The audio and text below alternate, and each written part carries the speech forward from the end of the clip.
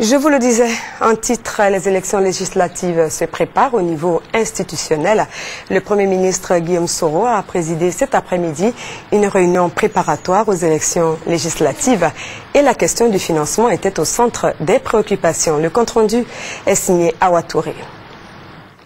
Le groupe de travail sur l'identification et les élections et les structures chargées des élections ont, au cours de cette séance de travail, présenté au Premier ministre Guillaume Soro les résultats de leurs travaux. Travaux qui ont tourné autour du chronogramme des opérations électorales, la liste électorale et le financement des élections.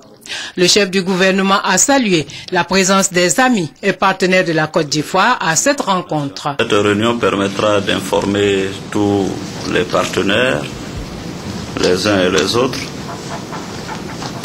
Cette réunion permettra aussi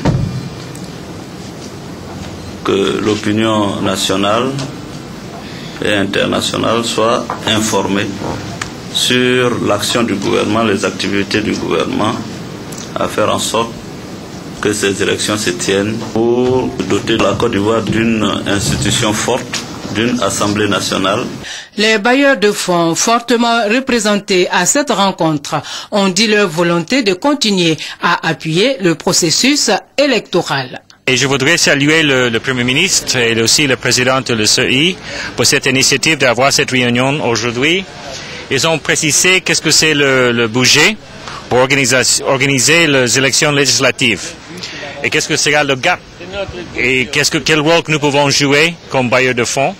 Maintenant, le défi en face de nous, c'est pour s'organiser un peu, d'avoir des réunions. Et je parle d'un système des Nations Unies, l'Union européenne, mes collègues de la mission bilatérale ici, pour voir qu'est-ce que nous pouvons faire pour aider le gouvernement et le CEI. L'Union européenne, comme ça a été le cas pour les élections présidentielles, a été certainement un des principaux contributeurs du côté des partenaires techniques et financiers. Et donc, il est tout à fait cohérent et logique de notre part. Et quand on dit l'Union européenne, c'est évidemment la Commission européenne, mais c'est aussi tous les États membres de l'Union européenne qui nous accompagnent dans ce processus. Et donc, il est tout à fait cohérent et logique que nous fassions également un effort significatif dans le cadre des élections législatives, ce que nous avons prévu, ce que nous avons budgété et ce que nous allons probablement exécuter.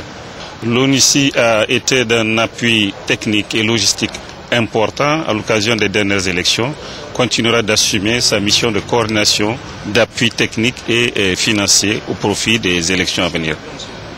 Le chronogramme des opérations électorales est prêt. Reste la mise en place du financement. Les partenaires vont se retrouver rapidement pour la mobilisation des fonds au niveau de leur participation au financement des législatives. Toute chose qui devrait permettre à la CEI d'annoncer très prochainement la date des élections.